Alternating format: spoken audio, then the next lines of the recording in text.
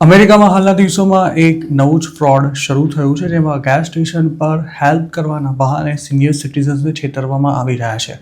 ફિલાડેલ્ફિયામાં આવા કેટલાક કેસ સામે આવ્યા છે, જેમાં સિનિયર સિટીઝન્સને ટાર્ગેટ કરી તેમને ગેસ ફિલ કરવામાં મદદ કરવાના નામે મોટી રકમનો ચૂનો લગાવવામાં આવી રહ્યો છે.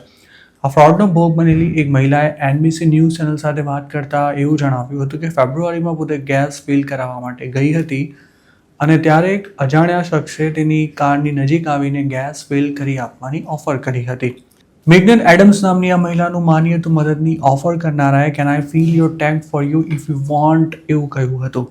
જોકે શરૂઆતમાં મેગ્નને તેની આ ઓફરને નકારી દીધી હતી, પણ પછી તેણે દેટ્સ ઓકે કહેતા આ અજાણ્યો શખ્સ ગાડીની નજીક આવ્યો હતો અને તેણે ગેસ ફિલ કરવાનું શરૂ કર્યું હતું. ગેસ ફિલ થઈ ગયો ત્યારબાદ પણ આ શખ્સ ત્યાંથી નહોતો હટ્યો. તેણે નોઝલને પંપ પર મૂકી દેવા માટે પણ ઓફર કરી હતી અને તેના વર્તનથી ખુશ થઈ ગયેલા સિનિયર સિટીઝન મહિલાએ તેને ટીપ પણ આપી હતી. જોકે તેઓ ગેસ પુરાવીને નીકળ્યા ત્યારબાદ આ શખ્સે તેમના ક્રેડિટ કાર્ડનો ઉપયોગ કરી લગભગ $125 ગેસ કાઢી લીધો હતો અને પોતાને તેનો મેસેજ મળ્યો ત્યારે મેગ્નન ચોંકી ગઈ હતી. મેગ્નન ટોયોટા કાર ચલાવે છે, જેની ટેન્ક ફૂલ કરાવવાનું વધુમાં વધુ $28 બિલ આવે છે, પણ $150નો મેસેજ મળતા તેમને પોતાની સાથે ફ્રોડ થયું હોવાનું ભાન થયું હતું. આ મામલો બહાર આવ્યો ત્યારે જે ગેસ સ્ટેશન પર મેગ્નન સાથે ફ્રોડ થયું હતું તે જ ગેસ સ્ટેશન પર બીજા પણ ઘણા કસ્ટમર્સ સાથે ઠગાઈ થઈ હોવાનું ખુલ્યું હતું, પણ ફ્રોડ કરનારો ભેજાબાજ હજુ સુધી પોલીસના હાથમાં નથી આવ્યો. 7-Eleven દ્વારા ઓપરેટ કરાતા આ ગેસ સ્ટેશને આ ઘટના અંગે કંઈ પણ કહેવાનો ઇનકાર કરી દીધો છે.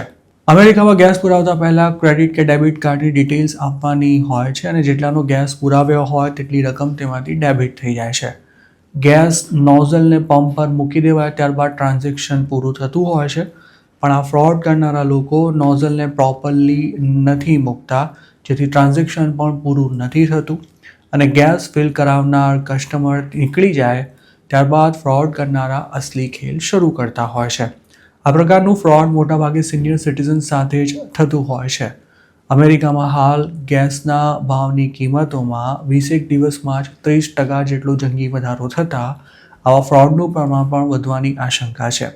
હજુ થોડા દિવસો પહેલાં જ ફ્લોરિડામાં આવા અન્ય એક સ્કેમનો ભાંડો ફૂટ્યો હતો, જેમાં પંપ પર એક ચોક્કસ જગ્યાએ પાવરફુલ મેગ્નેટ લગાવીને ડીઝલની ચોરી કરવામાં આવતી હતી.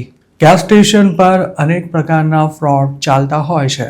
થોડા દિવસો પહેલાં શિકાગો નજીક આવેલા એક ટાઉનમાં ઇન્ડિયન ગ્રોસરી સ્ટોરના પાર્કિંગ લોટમાં સોનાની જ્વેલરી ચર્ચમાં ડોનેટ કરવાની છે તેવી વાતો કરીને એક કસ્ટમરના ગળામાંથી સ્કેમર્સે સોનાની ચેન કાઢી લીધી હતી. આવા ફ્રોડનો ગુજરાતીઓ પણ ભોગ બનતા હોય છે.